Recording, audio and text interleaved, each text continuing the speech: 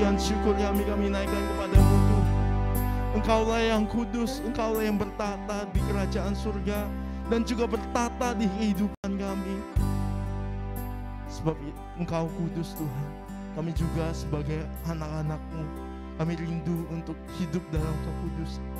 Maka saat ini Tuhan, kami mohon ampuni setiap dosa kami. Kalau ada dosa dan pelanggaran kami mohon ampun di hadapan-Mu. Biarlah kami hidup kudus seperti Engkau kudus Tuhan. Terima kasih banyak Bapa. Sebentar kami mau belajar firman Tuhan. Kami mohon pertolongan-Mu Tuhan.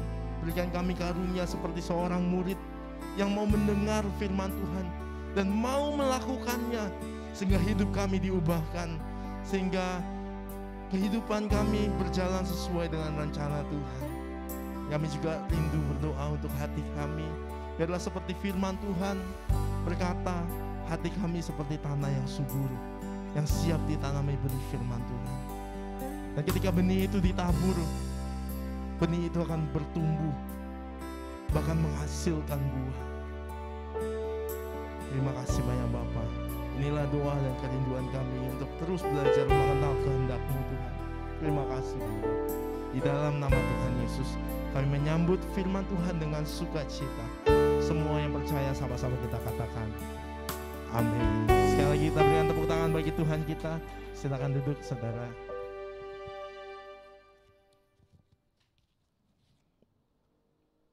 Puji Tuhan. Shalom Bapak Ibu Saudara. Kita bersyukur baik yang ada di tempat ini maupun yang di rumah. Hadirat Tuhan melawat setiap kita. Kita percaya kita semakin lewat hadirat Tuhan kita dipulihkan. Kita diberikan semangat yang baru, sukacita yang baru. Amin. Dan kita juga percaya kita juga bukan hanya menyembah dalam roh, tetapi kita juga mau menyembah dalam kebenaran. Oleh sebab itu, saudara, satu hal yang saya terus ingat bahwa kehidupan kita seperti sebuah pujian berkata, hidup kita ini diciptakan untuk menyembah.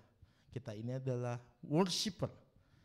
Makanya kita hindari, sama-sama berusaha menghindari menggosip. Kenapa? Karena kita bukan gosiper, tapi kita ini worshiper. Memang gosip itu enak, saudara, betul ya? Bahkan kata beberapa ahli sosiologi sosial, gosip adalah salah satu cara orang bersosialisasi yang paling baik, paling bisa cepat nyambung dengan orang. Tapi saudara, dengan kita menggosip, kita sebenarnya sedang mengurangi hadirat Tuhan. Karena sesungguhnya pada dasarnya tadi kembali lagi kita adalah worshiper. Kita adalah penyembah Tuhan. Maka mari gunakan setiap tubuh kita, bukan hanya mulut, tetapi seluruh gerak tubuh kita untuk menyembah Tuhan. Maka kembali lagi tadi, dalam penyembahan, dalam pujian kita menyembah Tuhan. Mungkin kita mengangkat tangan, kita sampai menangis, mengekspresikan kepada Tuhan, itu penyembahan dalam roh. Tetapi kita juga nggak lupa, kita sedang menyembah Tuhan saat kita mendengarkan firman. Amin. Sebab itu, mari kita siapkan hati kita fokuskan hati kita menyembah Tuhan lewat kita mendengarkan firman dan memahaminya. Berusaha memahami adalah sebuah cara kita menyembah Tuhan dalam kebenaran. Yang setuju katakan amin. Oke, baik.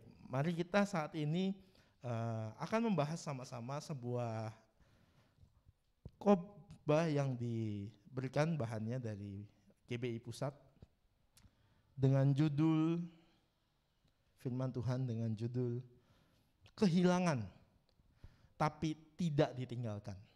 Haleluya. Kita boleh katakan sama-sama, kehilangan tapi tidak ditinggalkan. 1, 2, 3. Kehilangan tapi tidak ditinggalkan. Amin.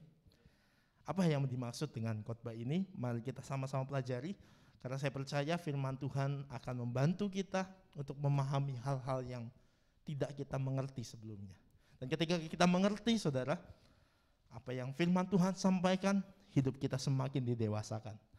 Saudara, Kristen mula-mula, sambil disiapkan bahannya tolong. Ada? Bisa minta tolong Mama? Oke, sambil disiapkan saudara. Kristen mula-mula atau Kristen yang disebut bayi rohani, orang yang baru lahir baru, orang yang baru bertobat, baru dibaptis, itu seringkali Kristen yang Kristen karena atau Kristen kalau. Apa maksudnya? Jadi, wah, saya ke gereja kalau ada sembakonya. Nah, itu Kristen kalau. Saya ke gereja kalau gerejanya nyaman. Kalau pendetanya lucu. Kalau sound systemnya bagus. Nah, itu Kristen mula-mula. Kristen kalau atau Kristen karena. Oh, saya ke gereja karena nanti di sana dikasih duit. Wah, itu Kristen karena. Tetapi semakin bertambahnya usia, semakin bertambahnya kedewasaan kita sebagai orang Kristen, harus kita berubah dari Kristen karena atau Kristen kalau menjadi Kristen kalaupun atau walaupun atau sekalipun.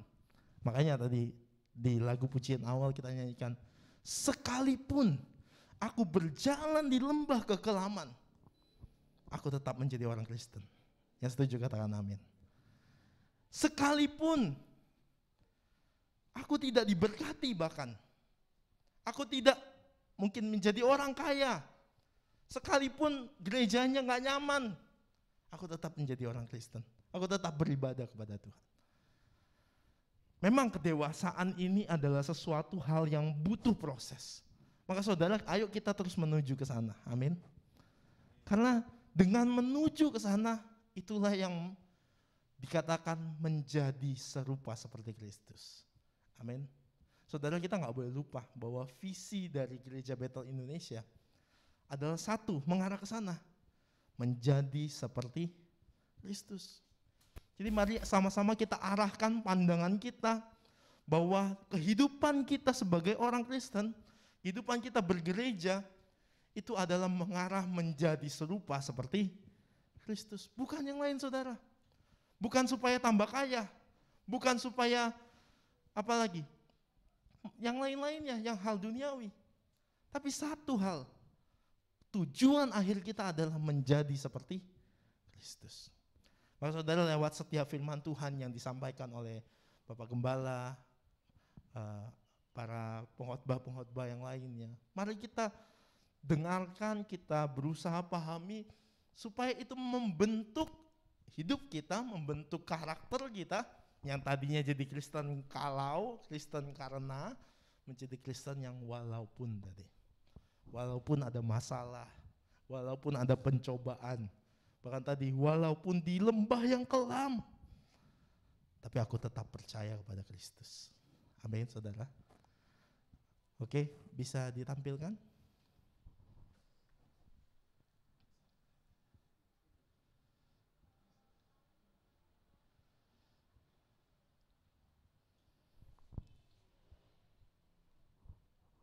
Saya bantu kirim ya. Udah ada filenya? Udah. Kalau gitu sambil ditunggu saudara, mari kita buka Alkitab kita di dalam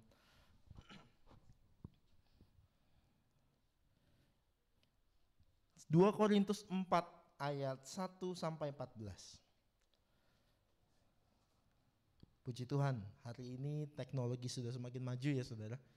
Kita nggak usah bawa Alkitab yang buku yang berat, sudah masing-masing di HP kita sudah bisa buka. Kita mau baca di dalam 2 Korintus 4, kita lompati ke ayat 8 sampai 10, nanti saudara bisa baca kembali di rumah ayat 1 sampai 14 secara lengkap supaya lebih memahami maknanya. Tetapi karena kita waktunya terbatas, saudara, kita lompati langsung ke ayat 8 sampai yang ke-10. 2 Korintus 4 ayat 8 sampai yang ke-10. Adakah saudara yang bisa membantu saya membacakan firman ini dalam 2 Korintus 4 ayat 8 sampai 10? 2 Korintus 4 ayat 8 sampai 10. Dalam segala hal kami ditindas, namun tidak terjepit. Kami habis akal, namun tidak putus asa. Kami dianiaya, ditinggalkan sendirian. Kami dihempaskan, namun tidak binasa. Kami senantiasa membawa kematian Yesus di dalam tubuh kami, supaya kehidupan Yesus juga menjadi nyata di dalam tubuh kami. Yang setuju katakan amin. Haleluya. Terima kasih Bapak Gembala. Saudara, dalam kehidupan kita pasti, saudara, ini sebuah kepastian, bukan mungkin, pasti menghadapi yang namanya masalah. Betul? Maka setiap orang yang menghadapi masalah, dia akan mengalami emosi-emosi. Nah saudara, dalam puji Tuhan, dalam sekolah Alkitab saya juga ada pelajaran psikologi. Jadi untuk mengerti bagaimana manusia itu merasakan perasaannya. Jadi psikologi itu lebih ke kejiwaan, perasaan dan sebagainya. Nah ternyata banyak orang salah kaprah tentang yang namanya emosi. Mungkin banyak orang ngerasa kalau dibilang kata emosi itu marah-marah, betul ya? Padahal itu keliru.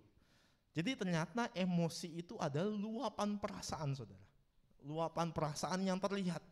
Jadi baik itu senang, sedih, marah, takut, apalagi? Ada 5 dasar perasaan manusia. Nah itu ketika diluapkan, ketika ditampilkan, itulah emosi. Jadi ada emosi sedih, ada emosi bahagia, ada emosi marah tadi, emosi takut, emosi senang. Betul. Jadi ketika ditampilkan itu menjadi sebuah emosi. Jadi jangan salah kaprah tentang emosi. Nah, emosi-emosi tadi, saudara, itu yang sebenarnya bentuk dari output dari tekanan yang kita hadapi, pergumulan yang kita hadapi, masalah yang kita hadapi, sehingga akhirnya ditimbulkan, dikeluarkan lewat emosi tadi, dengan perasaan happy tadi. Jadi ketika mungkin mendapat sesuatu, emosionalnya keluarnya adalah, wah iya senang, wajahnya lebih cerah, ya kan, lebih rileks, lebih santai dan sebagainya, dan seterusnya. Nah, lewat masalah tadi gak jarang orang yang menghadapi tekanan sampai terpuruk. Kalau kata di slide ini ya, kita sambil perhatikan saudara. Banyak sekali pergumulan yang saudara kita hadapi bisa membuat kita hidup terpuruk. Kalau dikatakan di situ sama seperti Ayub yang pernah mengalami berbagai pencobaan berat. Saudara, kalau kita baca di kitab Ayub dengan perhatikan dengan sungguh-sungguh, Ayub itu berkali-kali diadukan oleh iblis kepada Allah. Jadi iblis, kalau kita lihat nanti saudara boleh baca kembali cerita tentang Ayub. Iblis dikatakan di situ suka berjalan-jalan keliling dunia. Mungkin boleh dibantu juga dibuka Ayub 1 ayat berapa gitu, yang ada tulisannya iblis berjalan-jalan keliling dunia. Ya saudara, iblis itu sering keliling dunia loh, kita aja kalah ya. Mungkin saudara dan saya kita baru di Indonesia, atau mungkin ada yang udah pernah keluar negeri. Tapi iblis itu udah keliling dunia, jadi dia udah lihat Paris ya, udah lihat macam-macam. Apa yang dilakukan iblis saat berkeliling dunia? Iblis memperhatikan umat Allah, kelakuan kita. Jadi bukan hanya Tuhan loh yang memperhatikan kita, tapi iblis juga memperhatikan kita. Maka dalam cerita Ayub, saudara, iblis mengatakan kepada Tuhan, Tuhan, lihat anakmu ini. Dia saleh karena engkau jaga dia. Karena engkau buat pagar di sekeliling dia untuk menghindari dia dari segala masalah, dari segala pencobaan. Maka iblis tantang Tuhan. Coba engkau buka pagar yang kau buat untuk melindungi dia, supaya aku datang untuk memberikan dia kesusahan.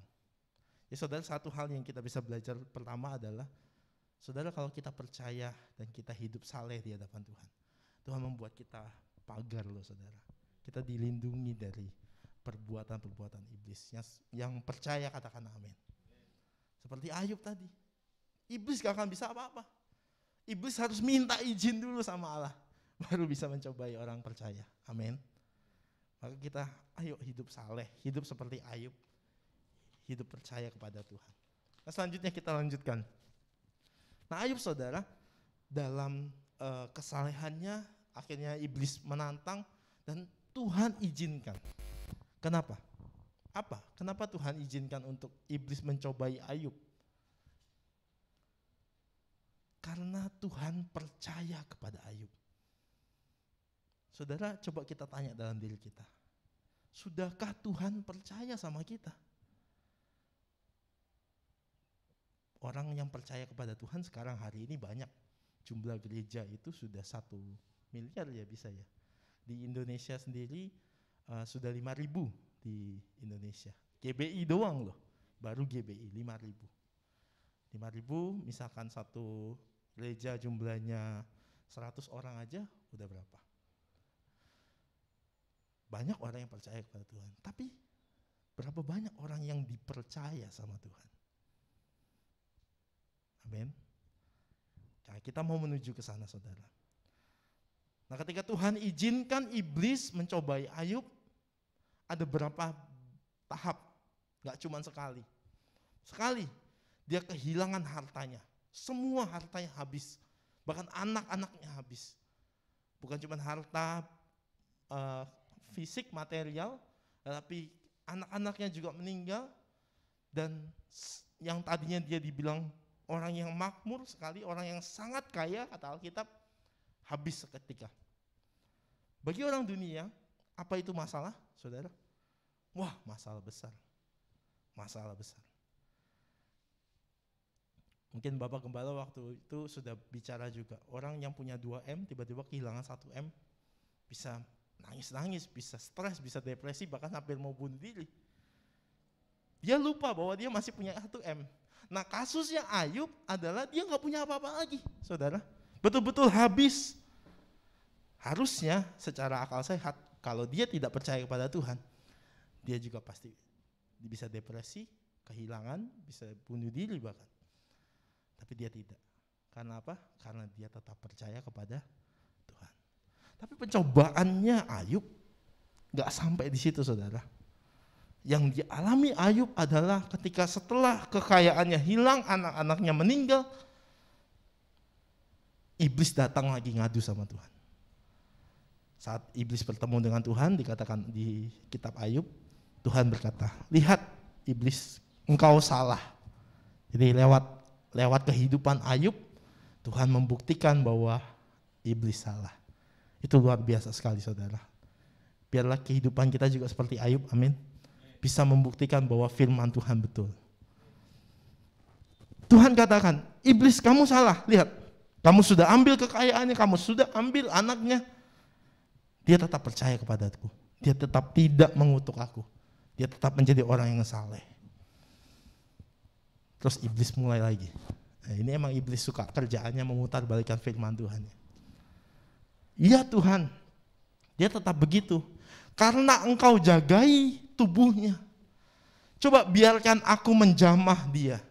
Supaya dia punya sakit penyakit. Supaya dia menderita sakit penyakit jasmaninya. Pasti dia akan mengutuk engkau. Nah, Tuhan juga di situ tertantang ternyata, saudara ya. Dan dia katakan, oke, silakan jamah dia. Tapi sayangkan nyawanya. Jadi saudara, ada penyakit-penyakit yang memang Tuhan izinkan terjadi. Tapi Tuhan tidak akan membuat kita sampai binasa. Karena apapun yang Tuhan kerjakan, yang Tuhan izinkan, ujungnya adalah kemuliaan. Amin, saudara. Maka setelah itu kisah singkatnya dibiarkan dikasih sakit kusta. Bahkan kustanya itu dikatakan sampai dia garuk-garuk dengan kaca, dengan beling, dengan pecahan kaca. Saking gatelnya, saking sakitnya, saudara. Tapi apa yang Ayub katakan? Tunggu, bukan sampai situ saja. Setelah dia sakit, apa yang dikatakan istrinya? Istrinya katakan, kutukilah Tuhan Allahmu dan matilah. Waduh saudara, ini Ko Daniel yang sudah punya istri, kira-kira kalau istrinya ngomong begitu gimana? Matilah gitu, waduh, amsyong ya. Ini dia udah nggak punya kekayaan, udah bangkrut istilahnya, mati anak-anaknya, sakit pula, tambah lagi kena apa sih sekarang istilahnya? Ya, toksik ya istilahnya ya. Tambah kena mental ya, dia kena mental dari perkataan istrinya. Wah, saudara, ini kehilangan yang luar biasa. Semuanya hilang. Kekayaan, kesehatan, anak, macam-macam. Tapi apa yang Ayub lakukan? Apa yang respon yang Ayub lakukan adalah dia tetap percaya kepada Tuhan. Nah, kita lihat saudara, endingnya, ini saya kasih spoiler dulu langsung endingnya ya. Baru nanti kita pelajari sama-sama bagaimana caranya agar Ayub ini tetap setia. Kita harus belajar kan dari teladan Ayub ini saudara. Tapi endingnya, spoilernya adalah Tuhan pulihkan keadaan Ayub bahkan 2 kali lipat. Jadi kalau dia dibilang sudah sangat kaya, ketika Tuhan pulihkan, dia sangat-sangat kaya. Haleluya. Dan dikatakan kembali di Alkitab, di akhir di kitab Ayub, dikatakan di situ anak-anaknya adalah anak-anak yang paling cantik. Tidak ada anak yang paling cantik selain anaknya Ayub. Jadi nanti di surga kita bisa ketemu ya, kita lihat. Oke, saudara, kita lanjutkan slide ini, kita pelajari bagaimana caranya seperti Ayub agar kita dapat tetap setia di tengah pergumulan yang berat, di tengah kehilangan-kehilangan yang mungkin Tuhan izinkan terjadi dalam hidup kita, saudara. Gimana caranya kita tetap setia? Boleh di next slide-nya?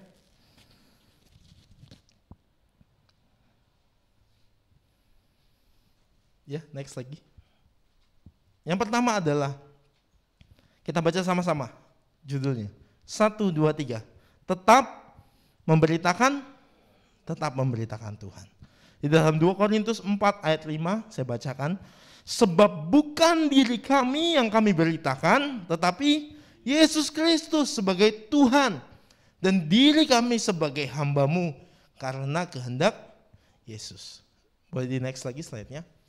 Saudara, kalau kita lihat bahwa kehidupan kita ini adalah sebuah suratnya Kristus, atau misalkan kalau kita lihat kontekskan ke zaman sekarang, kalau kita ini adalah gambarannya Yesus, kita ini lukisannya Yesus, kita ini filmnya Kristus, maka kita nggak akan fokus pada apa yang menjadi kehilangan kita, tetapi kita fokus bahwa tugas kita diciptakan, tujuannya adalah untuk memberitakan tentang Tuhan kepada sesama kita.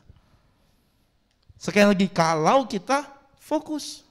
Tapi sayang sekali banyak orang Kristen ataupun kita mungkin ya, seringkali gagal fokus, saudara. Kita lupa bahwa apa tujuan kita diciptakan di dunia yang sementara ini. Nah, Rasul Paulus dalam surat Korintus, di dalam slide ini kita lihat, mengingatkan agar kita senantiasa memberitakan Yesus sebagai Tuhan, walaupun, kembali lagi, menjadi Kristen walaupun di tengah pergumulan dan keadaan yang sulit. Jadi saudara, sekali lagi, kehidupan kita harus kita fokuskan sebagai, kalau firman Tuhan bilang, suratan Kristus yang terbuka. Artinya apa? Ini loh gambaran Kristus. Kamu kalau lihat saya, kamu bisa berkata, wah iya, Tuhannya orang Kristen ini hebat ya. Orang Kristen ini beda ya. Ini direkam nggak? Ditampilkan? Tampilkan ya, oke. Kalau kita lihat saudara, ini berita yang terjadi belakangan ini. Puji Tuhan, anak-anak Tuhan banyak yang membantu korban jiwa ya. Korban gempa, korban bencana dari gempa Cianjur kemarin. Tapi saya lihat kemarin di beberapa sosial media ada yang viral. Ada satu gereja pasang bantuan tenda-tenda dengan ada tulisan kecil sebenarnya. Gereja itu ya tersebut membantu korban Cianjur. Sama orang-orang yang korbannya, mereka nggak terima dengan tulisan itu. Tapi tendanya diterima ya saudara. Bantuannya diterima tapi tulisan nggak terima. Sebenarnya banyak yang udah bilang di komentar itu netizen, jadi bukan dari pihak gereja yang mengatakan ya. Netizen tuh bilang itu kan sebenarnya buat bukti bahwa alokasi dana dari jemaat itu sampai ke sana, makanya perlu ada tulisan gitu kan, supaya bukti dokumentasi bahwa oh bener loh jemaat Tuhan kalau nyumbang nyampe sana dananya, begitu kan tujuannya, bukan untuk kristenisasi, jelas bukan. Dan di situ nama Tuhan dimuliakan. Amin saudara. Kita lihat bahwa orang Kristen itu sebenarnya menceritakan, dan di situ kita lihat banyak di komentar, waduh sayang ya, wah hebat ya orang Kristen, nggak ada yang marah ya. Ini kayaknya kalau kaum kita gitu kata netizen ya, kaum kita bisa marah. Nah itu saudara, salah satu contoh bahwa hidup kita itu sebenarnya harus menceritakan Tuhan. Di tengah kesulitan, orang-orang sulit di luar sana, atau bahkan saat kita sulit pun, kita bisa menceritakan bahwa, wah ini orang kena masalah tapi kok tetap sukacita ya. Nah, itu menceritakan kemuliaan Tuhan. Menceritakan bahwa Yesus itu adalah Tuhan. Kita berikan tepuk tangan bagi nama Tuhan kita. Siapa yang rindu bahwa hidupnya menjadi mengabarkan kemuliaan Tuhan? Kita angkat tangan. Haleluya. Kita lanjutkan saudara. Seperti Rasul Paulus tadi. Dengan memberitakan Tuhan, kita akan mengingat semua kebaikan Tuhan dan pertolongannya yang tidak pernah datang terlambat. Jadi kalau kita fokus hidup kita bukan kepada yang hilang tadi, tapi untuk memberitakan tentang Tuhan baik, itu bukan hanya berguna buat orang lain saudara. Bukan hanya kita menyelamatkan jiwa, tetapi juga sebenarnya menyelamatkan jiwa kita sendiri. Karena dikatakan di sini apa? Ketika kita memberitakan Tuhan, kita akan mengingat semua kebaikan Tuhan dan pertolongannya yang tidak pernah datang terlambat. Artinya apa? Saat saudara punya masalah hari ini saudara, kalau kita memberitakan tentang Tuhan, maka kita bisa berkata, Tuhan yang sama yang menolong saya waktu yang lalu adalah Tuhan yang sama yang akan menolong masalah saya hari ini. Setuju katakan amin. Amin saudara.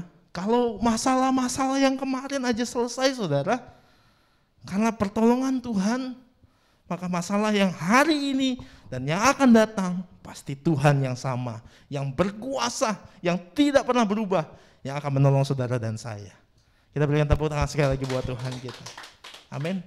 Maka yuk fokus hidup kita memberitakan firman Tuhan. Saudara memberitakan, sekali lagi memberitakan firman Tuhan nggak harus jadi pengkhotbah di sini. Dalam kehidupan sehari-hari kita, dalam pekerjaan, dalam sekolah, dalam kuliah, dalam bermasyarakat dengan tetangga, dengan orang di sekeliling kita. Dengan kita berkelakuan yang baik, kita sedang memberitakan firman Tuhan bagi sesama kita. Amin. Kita lanjutkan. Gimana? Seperti Ayub, kita tetap setia di tengah situasi yang berat. Boleh di next slide-nya. Kita baca sama-sama judulnya yang kedua, 1, 2, 3. Tetap menyadari kekuatan Allah. Di dalam 2 Korintus 4 ayat yang ke-7. Tetapi harta ini kami punyai dalam bejana tanah liat, supaya nyata bahwa kekuatan yang melimpah-limpah itu berasal dari Allah, bukan dari diri kami. Amin. Boleh di next lagi. Saudara, ketika Ayub mengalami pergumulan yang berat itu, kemarin saya puji Tuhan ikut diklat. Diklat itu pendidikan dan latihan untuk program pejabat kependetaan, pendeta pratama atau PDP. Nah, ketika itu juga diajarkan tentang konseling pastoral. Konseling pastoral itu ternyata bukan hanya tugasnya pendeta saudara, tetapi kita juga sebagai orang percaya bahwa kita bisa menjadi tempat curhat, kita menjadi sahabat buat orang-orang yang sedang berduka, orang-orang yang punya masalah. Oke saudara, kalau punya teman yang sedang punya cerita, punya masalah mau cerita, kita harus sediakan waktu saudara. Karena dengan itu kita sedang memberitakan firman Tuhan juga. Menjadi seorang sahabat bagi orang yang berduka. Nah saudara, dalam kisahnya Ayub, bukan hanya marah kepada Tuhan, ya. Jadi sempat Ayub bukan malaikat, Ayub juga manusia seperti kita. Jadi mungkin Bukan mungkin, tapi Alkitab mencatat bahwa Ayub juga sempat marah sama Tuhan. Dan dia juga marah sama sahabat-sahabatnya. Karena dia tahu, dia sadar betul bahwa hidupnya ini saleh. Karena banyak orang punya stigma bahwa kalau orang yang kena musibah, orang yang kena bencana seperti Ayub, kehilangan hartanya, kehilangan anaknya, bahkan sakit penyakit, biasanya kan karena dosa, betul ya? Tapi Ayub sadar betul bahwa dia nggak berdosa. Dia betul-betul hidup saleh, bahkan kalau di bahasa aslinya, dia tuh bukan menggunakan kata saleh manusia, tapi kados. Kados itu kudus, betul-betul kudus hidupnya. Betul-betul mengikuti firman Tuhan. Makanya dia sempat marah kepada Tuhan. Kenapa aku ngalamin ini? Bahkan dia juga marah sama sahabat-sahabatnya. Karena dalam beberapa pasal di tengah-tengah itu, saudara, kalau kita baca, itu ada perdebatan antara Ayub dengan sahabat-sahabatnya. Sahabat-sahabatnya mengingatkan, sebenarnya sahabatnya baik, mengingatkan, mungkin kamu berdosa kali. Mungkin ada kamu dosa kali sehingga Tuhan izinkan terjadi ini. Ayo bertobat gitu. Sahabat-sahabatnya baik, tapi dia marah. Tapi pada akhirnya, kita lihat akhirnya. Pada akhirnya Tuhan mau memulihkan keadaan Ayub dengan syarat apa? Ayub harus mau mendoakan sahabat-sahabatnya. Apa yang bisa kita pelajari, saudara, di sini? Harusnya kan sahabat-sahabatnya yang doain Ayub. Ayub yang lagi kesusahan. Wah, coba mungkin kalau Ayub bisa protes sama Tuhan, dia mungkin protes.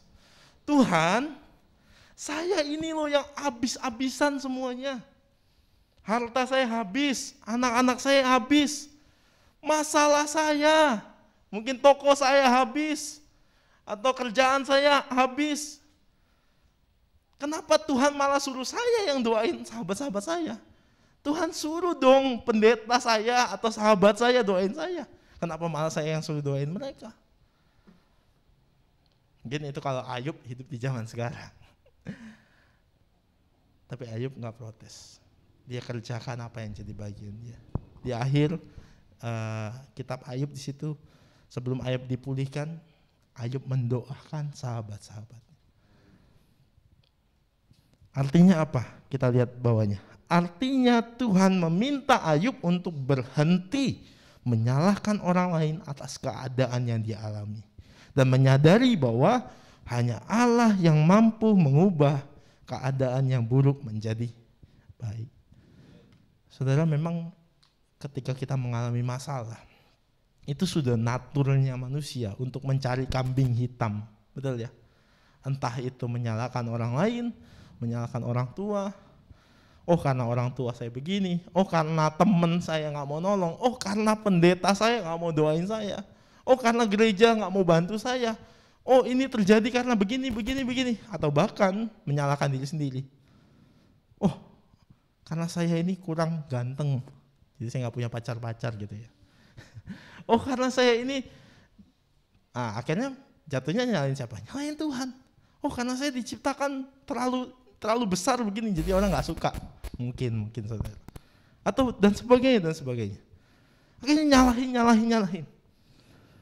Tapi Tuhan ingatkan hari ini, saudara, ketika kita menghadapi masalah, mari stop nyalahin keadaan, nyalahin pasangan, nyalahin diri kita, nyalahin orang-orang di sekitar kita, atau bahkan menyalahkan Tuhan, sadar atau tidak sadar. Tapi kita mulai apa? Kita mulai sadar, kita mulai percaya bahwa hanya Tuhan yang mampu mengubah keadaan kita. Amin, saudara.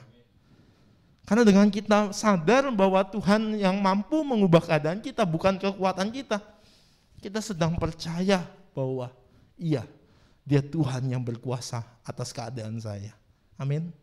Jangan sampai, saudara, kita lebih khawatir dengan keadaan, kita lebih sibuk untuk menyalah-nyalahkan, mencari siapa yang salah. Akhirnya kita sedang sebetulnya percaya bahwa keadaan lebih besar dari Tuhan kita. Dan jelas itu salah. Tapi ketika kita stop menyalah-nyalahkan sekitar kita, keadaan kita kita sedang mengatakan kepada Tuhan, Tuhan aku percaya Engkau yang berkuasa dalam keadaan apapun.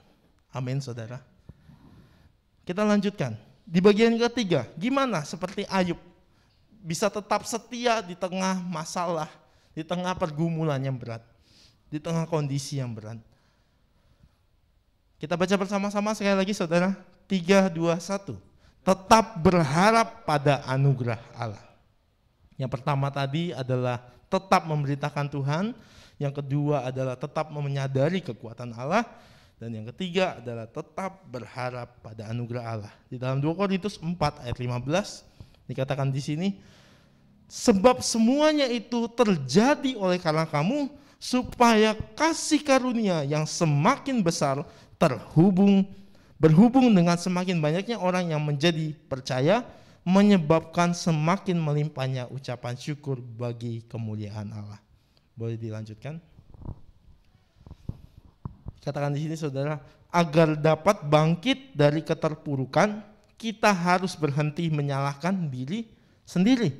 Kita harus yakin bahwa apapun masalah yang kita alami, kita akan kuat bersama dengan Tuhan. Filipi 4 ayat 13, saudara. Banyak ayat favorit kita ini ya. Segala perkara dapat kutanggung di dalam Dia yang memberikan kekuatan kepada saya, kepadaku. Jadi saudara, seperti yang saya katakan tadi, bahwa dalam masalah, sebenarnya seringkali kenapa masalah itu nggak selesai-selesai? Karena fokus kita atau cara kita menyelesaikan masalah itu salah. Betul ya? Saudara, kalau kayak mic ini misalkan, mungkin agak sedikit berisik. Nah, kalau saya goyang-goyang gini agak bunyi-bunyi. Ini kan masalah. Tapi caranya adalah saya pukul-pukul nih speakernya. Ayo jangan bunyi. Kan salah. Apakah akan masalahnya selesai? Gak akan saudara. Karena masalahnya bukan di speaker. Masalahnya di kabelnya di sini. Jangan digoyang. Atau ya kita tempel begini supaya gak goyang gitu kan. Seperti itu saudara. Masalah kita juga demikian. Banyak masalah kita gak selesai-selesai karena kita salah fokus saudara. Kita lihat tadi, sibuknya adalah menyalahkan. Salah kamu. Salah, bahkan menyalahkan diri sendiri kata firman Tuhan. Dengan kita sibuk menyalahkan, itu seperti tadi. Masalahnya bukan di sini, tapi kita pukul-pukul yang lain. Akhirnya kita malah menyakiti orang lain, menimbulkan masalah baru. Saya pukul speakernya, jatuh, akhirnya tambah rusak. Masalah baru. Jadi ayo stop menyalahkan orang lain, juga menyalahkan diri sendiri. Stop, saudara. Mungkin perlu sejenak untuk namanya evaluasi, tapi bukan menyalahkan ya. Evaluasi itu apa? Berkaca. Kita melihat, oh iya, berarti saya salah. Tapi sudah cukup sampai situ saja. Jangan terus-terusan, oh iya salah saya. Tercurhat ke sini bilang, iya saya salah. Tercurhat lagi ke sini beda lagi. Saya yang salah, nangis-nangis terus. Itu enggak menyelesaikan masalah, saudara. Tapi mungkin cukup sekali. Oke, saya salahnya di sini, saya mau berubah. Itu buat evaluasi. Tapi selanjutnya apa? Selanjutnya kita yakin bahwa apapun masalah yang kita alami, kita akan kuat bersama dengan Tuhan. Artinya apa, saudara? Artinya bukan kita hanya berdoa saja. Yes, berdoa perlu. Yes, berdoa penting. Dan itu menjadi kekuatan kita. Tapi setelah berdoa, kita berjalan, melangkah, menyelesaikan masalahnya. Amin, saudara. Karena yang Tuhan janjikan adalah segala perkara dapat kutanggung di dalam Dia. Jadi bukannya Tuhan gak bisa, bukan Tuhan gak mau menyelesaikan masalah kita, tapi Tuhan mau percaya kepada kita bahwa aku menyertai kamu, ayo kamu jalan menyelesaikan masalahnya. Amin. Jadi saudara, kita lihat berikutnya lagi. Pengalaman buruk dan masalah yang kita alami sebenarnya dapat dijadikan batu loncatan agar kita semakin bijak dan berhikmat. Jadi apa maksudnya? Kalau Tuhan izinkan terjadi masalah yang kita alami hari ini, saudara, sebenarnya itu adalah cara Tuhan untuk membawa kita ke kedewasaan tadi. mengarah tadi sekali lagi menjadi seperti Kristus, lebih bijak lagi, lebih berhikmat lagi. Saudara, kalau kita berdoa untuk Tuhan, saya mau jadi orang yang lebih sabar, apa yang Tuhan kasih? Apakah tiba-tiba bim salah bim ala abrakadabra jadi orang sabar? Enggak kan? Apakah tiba-tiba KTP-nya berubah jadi namanya Pak Sabar? Enggak kan? Apa yang Tuhan kasih? Persoalan. Supaya apa? Supaya kita dilatih sabar, saudara. Jadi hati-hati juga ya kalau kita mau berdoa ya, saudara. Karena kalau kita berdoa, Tuhan, saya mau jadi orang yang sabar, Tuhan akan kasih batu loncatan itu supaya kita jadi orang yang lebih sabar.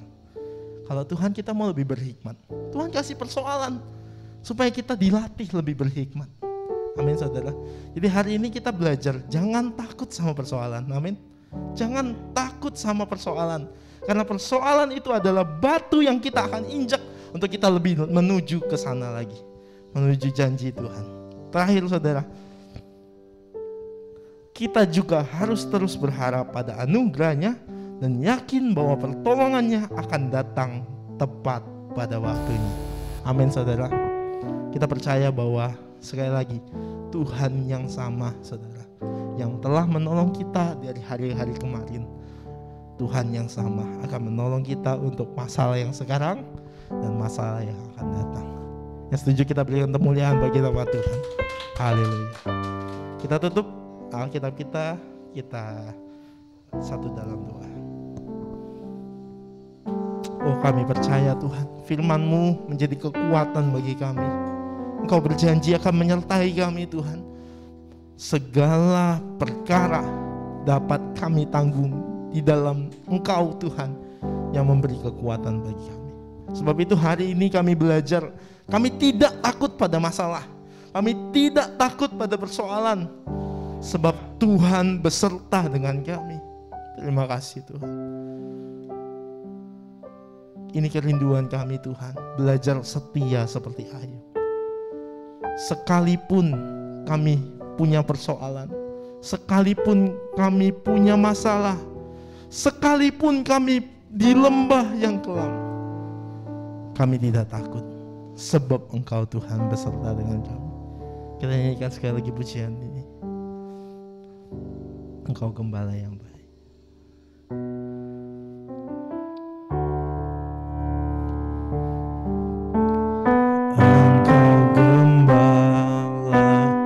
Yang baik, Kau menuntun hidupku, bawaku ke air tenang, menyegarkan jiwaku.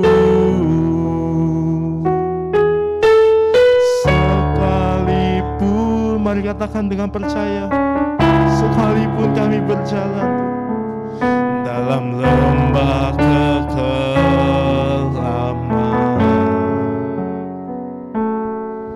tak akan gentar ku melangkah,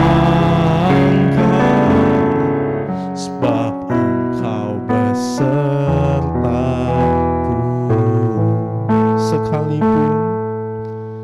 Sekalipun ku berjalan, mari dengan iman kata, dalam lembah kekelaman, tak akan gentar ku melangkah, sebab Engkau besertaku. Serahkan kepada Allah.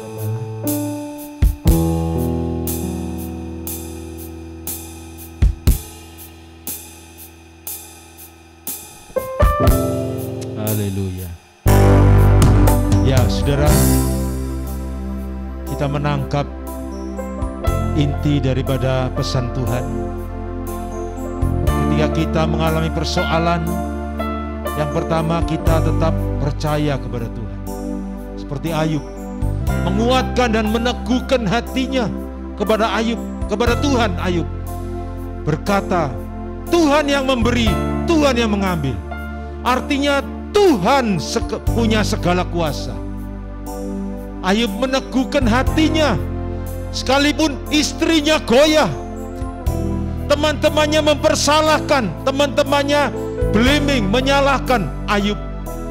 Padahal Ayub dipuji oleh Tuhan. Tuhan memuji Ayub di hadapan iblis. Tiada seorang pun seperti Ayub.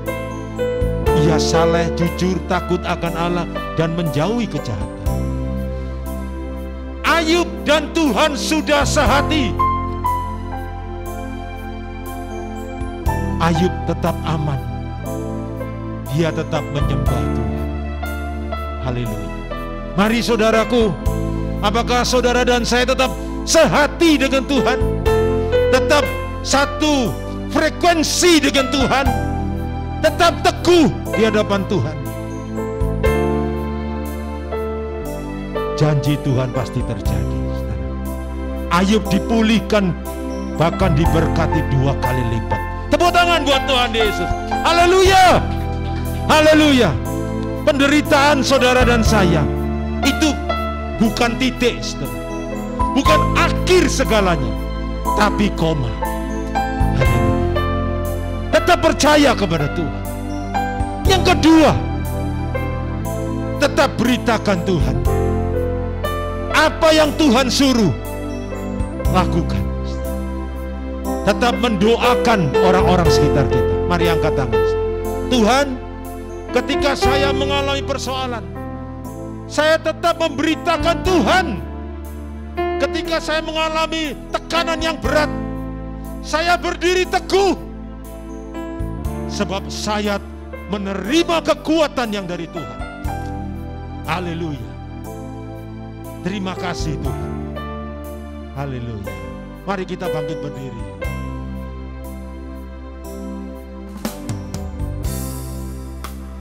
Ku kan berdiri di tengah badai dengan kekuatan yang Kau berikan. Sampai kapanpun tak tergoyahkan, karena Yesus selalu menopang. Haleluya. Bukan bertahan di dalam tekanan, dengan kekuatan yang Kau berikan. Sampai kapanpun tak tergoyahkan, karena Yesus selalu menopang hidupku.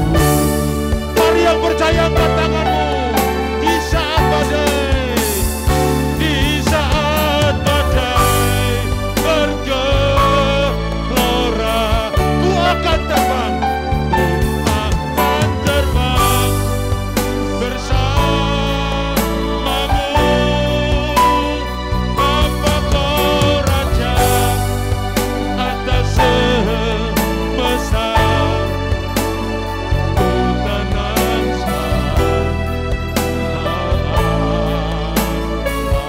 di saat badai, di saat badai bergelora, ku akan terbang bersamamu. Bapa Kau Raja atas semesta, ku tenang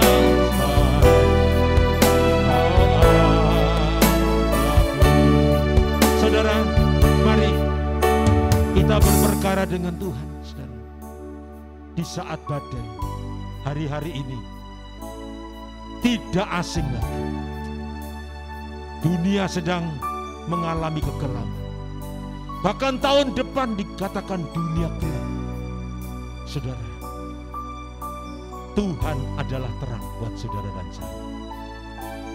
Mari terus kita semakin erat berpegang teguh kepada Tuhan. Seperti Ayub. Dan saudara dan saya akan muncul sebagai pemenang. Ayub mengalami berkat 2 kali lipat.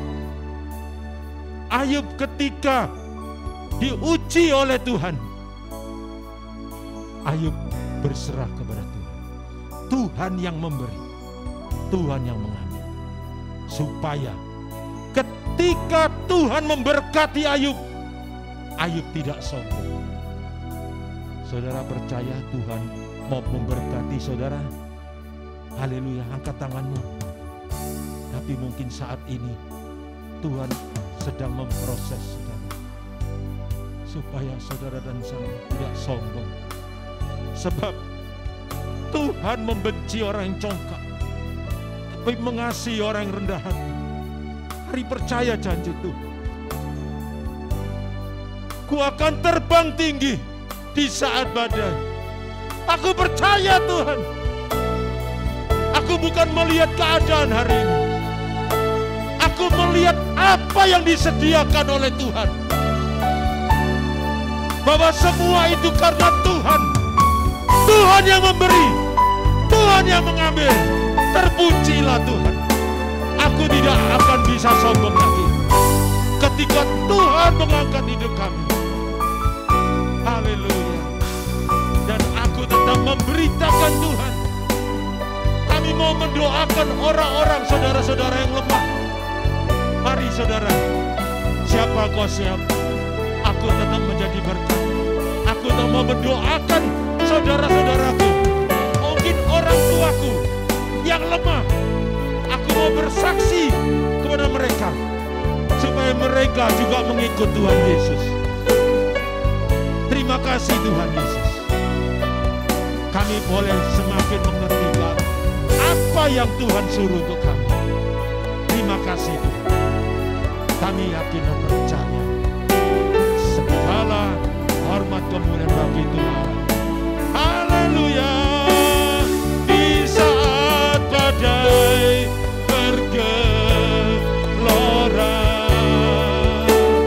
ku akan terbang bersamamu. Betapa Raja atas semesta, ku tenang sebab kau ada.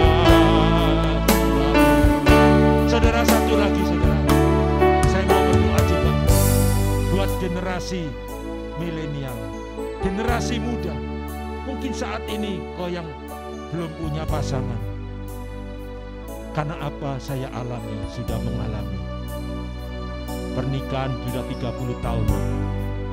Saya ingat bahwa itu saya minta kepada Tuhan, yaitu pasangan hidup. Karena memang di dalam pernikahan itu selalu ada badai.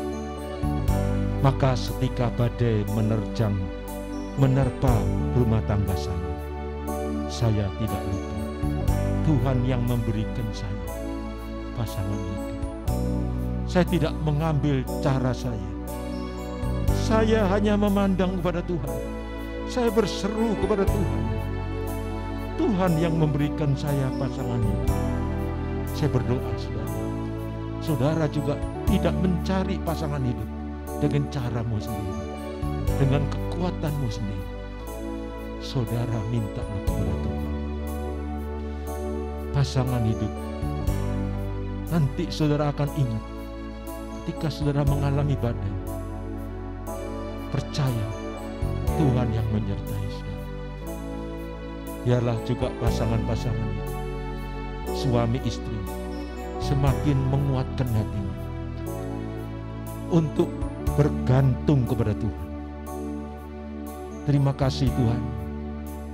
Kami baik yang sudah menikah, terlebih yang belum memiliki pasangan hidup, biar bergantung kepada Tuhan. mengandalkan Tuhan.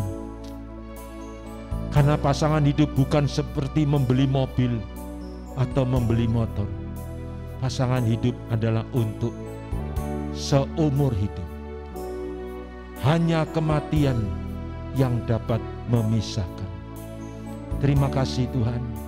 Kami serahkan anak-anak muda, milenial yang masih belum punya pasangan, yang masih single, agar terus bergantung kepada Tuhan. Terima kasih Tuhan. Segala kemuliaan bagi Tuhan. Saat ini Tuhan, kami datang kepada Engkau bukan dengan tangan hampa. Dengan sukacita kami membawa kurban ucapan syukur kami. Mari biarlah tangan-tangan kami semua diberkati Tuhan. Apa yang kami kerjakan Tuhan buat berhasil. Dan dengan sukacita kami bawa persembahan kami di dalam nama Yesus yang membawa persembahan dengan sukacita, katakan amin. Ya, silakan saudara.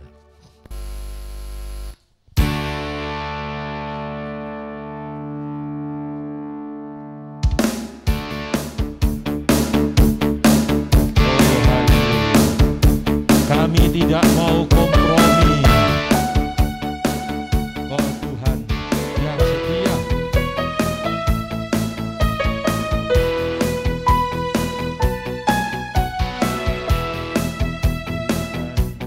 setia.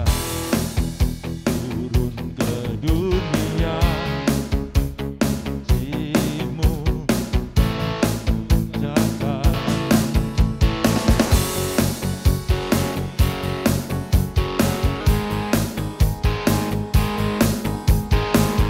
Kau adalah setia dan adil, Kau akan mengampuni dan sucikan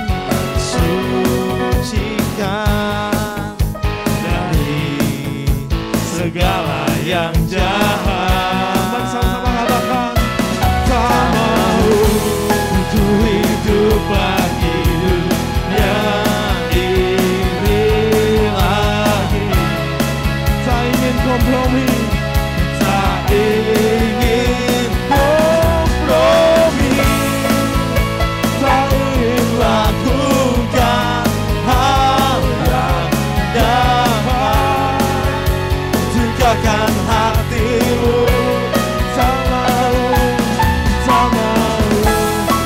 hidup di luar tutur kata firman-Mu yang telah bebaskanku.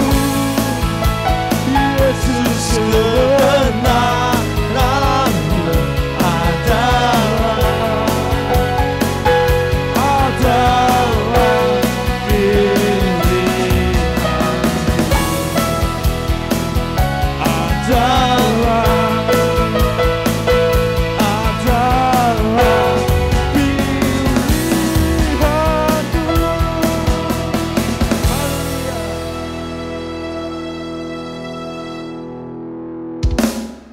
Haleluya. Puji Tuhan. Ya, terus kita jaga kesehatan ya, saudara. Tidak lupa yang yang sakit biar segera sembuh dalam nama Yesus ya. Yang sakit biar istirahat dulu di rumah, biar disembuhkan oleh kuasa Tuhan. Amin. Mari kita angkat tangan saudara, ucap syukur Tuhan buat ibadah pagi siang hari ini. Terima kasih Tuhan yang memberkati tangan-tangan kami. Apa yang kami tabur, kami juga akan menuai. Bahkan seperti Ishak yang menabur dan menuai 100 kali lipat. Kami yakin dan percaya Tuhan Yesus. Terima kasih yang sakit segera disembuhkan oleh bilur-bilur Yesus. Kami kutuki COVID-19 dalam nama Yesus. Terima kasih Tuhan Yesus. Terima kasih oleh bilur-bilur Yesus yang sakit disembuhkan dalam nama Yesus. Saat ini kami angkat tangan terima berkat Tuhan demi nama Bapa, Putra, Roh Kudus dalam nama Yesus. Tuhan memberkati dan melindungi engkau dalam nama Yesus. Tuhan menyinari engkau dengan wajah-Nya dan memberikan engkau kasih karunia dalam nama Yesus. Tuhan menghadapkan wajahnya kepadamu dan memberikan engkau damai sejahtera. Di dalam nama Yesus, yang percaya diberkati katakan amin. Terima